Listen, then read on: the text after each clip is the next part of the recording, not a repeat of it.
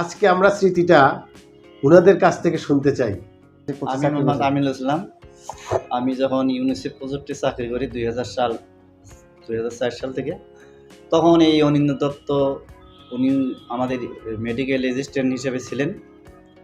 তখন থেকে আমাদের পরিচিত। তারপরে আমার আর এক কলিগ উনি বিবাহ করেন ওই চাকরির অবস্থায়। তারপরে উনি বাচ্চা নেওয়ার জন্য ওনার কাছে পরামর্শ চান। পরামর্শ দেওয়াতে উনি সফলতা লাভ করেন। সফলতা লাভ করার পরে আমি আবার কিছুদিন পরে বিবাহ করি, বিবাহ বন্ধনে আবদ্ধ হই। বিবাহ করার পর আমার আবার এই বাচ্চার ব্যাপারে আগ্রহ, অনেক দিন হয় না এইভাবে। তারপরে উনি বলল যে তুমি এই দাদার কাছেই চিকিৎসা নাও। আমরা দাদা করেই বলি, একসঙ্গে করি। তখন তারপর বললাম যে দাদা এই অবস্থা, কী করা যায়? তারপর উনি চিকিৎসা দিলেন। বিভিন্ন চিকিৎসা দেওয়ার পরে ইনশাআল্লাহ আমার সফলতা আমি লাভ করছি। এখন আমার ছেলের বয়স 14 বছর, ক্লাস 8-এ পড়ে। দাদাকে ধন্যবাদ দিয়ে ছোটো করবো না, বন্ধু মানুষ। এখন আমি আবার এসেছি যদি আল্লাহ দেয় সফলতা লাভ করার জন্যে।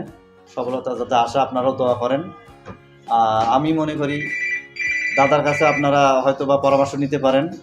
দেওয়ার মালিক আল্লাহ, তবে হয়তোবা পরামর্শটা সফলতা আসতে পারে।